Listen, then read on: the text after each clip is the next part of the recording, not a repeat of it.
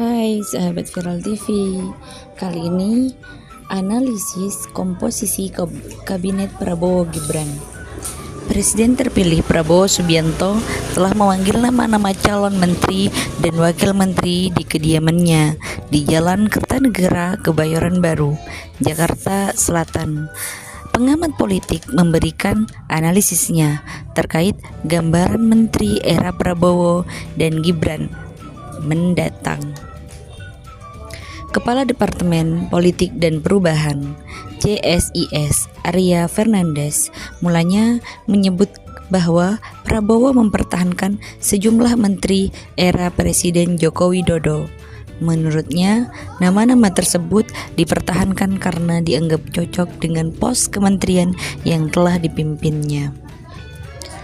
Memang ada semacam kebutuhan dari sisi presiden baru untuk mempertahankan nama-nama yang dianggap fit dan cocok dengan pos-pos kementeriannya.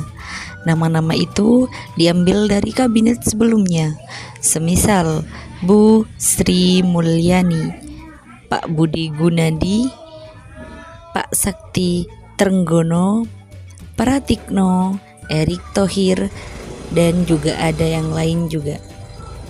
Jadi saya melihat ada kecenderungan orang-orang yang berasal dari kabinet pemerintahan Jokowi sebelumnya itu, terutama dari teknokrat atau profesional, itu tetap dipertahankan, ucap Arya kepada wartawan Selasa kemarin. Arya menilai ada dilematik yang dialami Prabowo saat penyusunan kabinet ini. Menurutnya, Prabowo sadar kabinetnya akan gemuk karena mengakomodir partai politik pendukung. Yang kedua, pembacaan saya itu memang ada semacam dilema dari sisi Pak Prabowo yang bersumber dari dia sadar bahwa kabinetnya gemuk karena kebutuhannya untuk mengakomodasi partai koalisi. Tapi pada saat yang sama ingin juga membentuk kabinet yang diisi oleh teknokrat seperti itu. Dari sejumlah nama-nama calon menteri yang dipanggil, Prabowo ingin mempertahankan hubungan baik dengan Bapak Jokowi, sehingga kata dia Prabowo mempertahankan orang-orang Jokowi pada kabinetnya mendatang. Saya kira ada usaha-usaha untuk mempertahankan hubungan baik dengan Bapak Jokowi. Makanya beberapa nama yang kembali dijadikan menteri sebenarnya nama-nama yang punya hubungan dekat atau dianggap dalam tanda kutip orangnya Bapak Joko Widodo. Seperti Bapak Pratikno, Budi Ari, Bahlil, dan Pak Erick Thohir.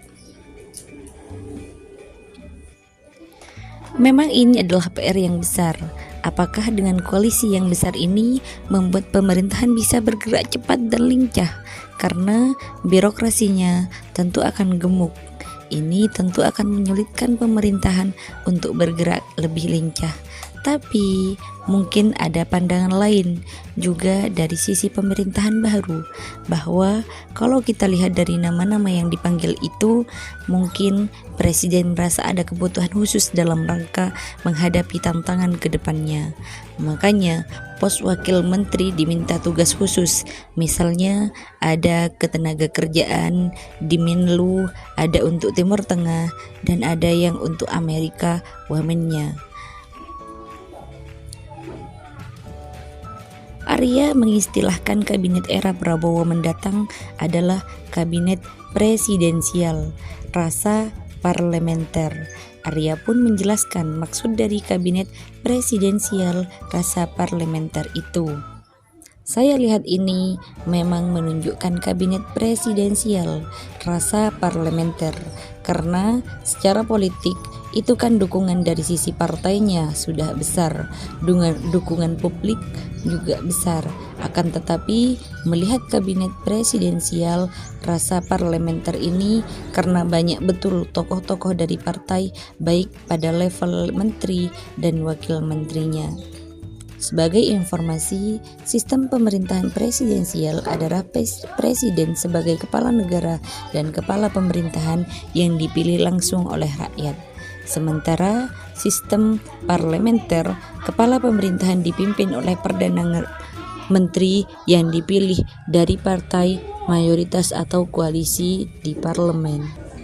Dari situlah yang dimaksud dengan kabinet presidensial rasa parlementer itu adalah di mana setiap putusan-putusan politik, eksekutif atau presiden dipengaruhi oleh situasi yang terjadi di parlemen.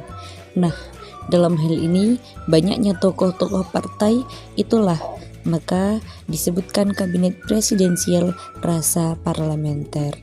Karena cukupnya banyak terlalu dominan tokoh-tokoh partai dan nama-nama yang sudah dipanggil untuk menjadi menteri dan wakil menteri di kabinet Prabowo Gibran. Nantikan berita selanjutnya hanya di Viral TV.